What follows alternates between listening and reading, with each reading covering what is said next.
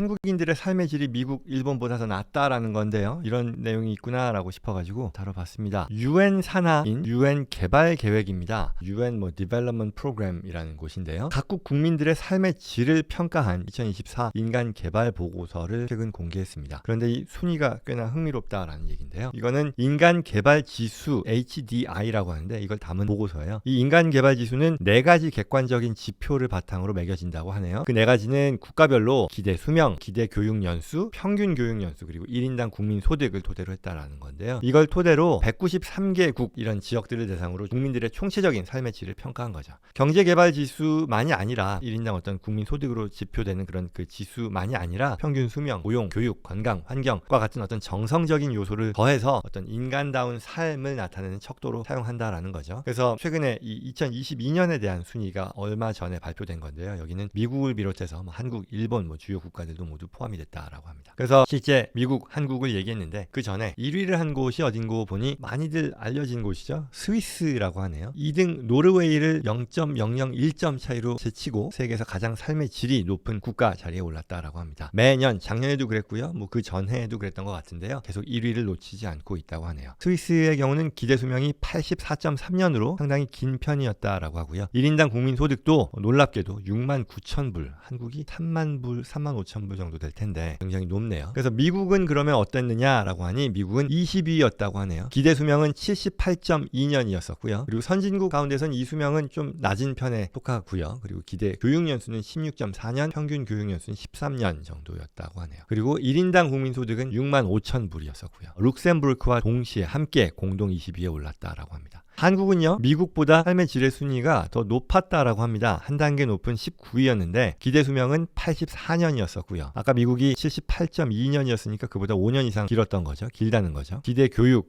평균 교육 연수도 16년, 12.6년 미국하고 비슷했고요. 한국의 1인당 국민 소득은 이게 구매력 평가 기준으로 좀 조정을 한 거네요. 그래서 46,000불로 평가돼서 미국보다는 적은 것으로 조사되었다라고 합니다. 그래서 한국은 삶의 질이요, 이번에 19위인데 예년보다 점점 더 계속해서 좋아지는 상황이라고 합니다. 작년에는 20위였었다고 하고요. 총점으로 보더라도 계속 상승하는 그런 상황이라고 하네요. 만족스러운 결과라고 하겠습니다. 그래서 그 밖에 주요 국가들의 순위를 또 살펴보면요. 1위 앞서 말씀드린 스위tzerlän드, 그리고 2위 노르웨이, 한국이 19위, 그리고 미국이 20위였었는데요. 그 밖에 3위는 아이슬란드였었고, 아시아 국가 중에서는 홍콩이 제일 높았네요. 중국의 일부라고 할 텐데, 그리고 5위는 덴마크와 스웨덴, 그리고 일본 같은 경우는 24위에 해당됐다라고 합니다. 가장 낮은 순위는요, 193위 소말리아였었다라고 하네요. 궁금할 법도 한데 북한은 이 정보 부족으로 순위가 매겨지지 않았다라고 합니다. 기대 수명을 제외한 기대 수명은 74년이었다고 하는데 다른 지표가 확인되지 않아서요, 순위가 매겨지지 않았다라고 합니다. 한편 세계 전체를 평가했을 때에는요, 삶의 질을 평가하는 HDI 지수는 0.739라고 해서 과거 코로나 이전의 수준을 완전히 회복했다라고 하네요. 그래서 UNDP는 2020년과 21년에 큰 폭으로 하락했었는데 이게 반등했고요. 그리고 23년에는 역대 최고치를 기록할 것으로 전망된다라고 하네요. 그래서 결국은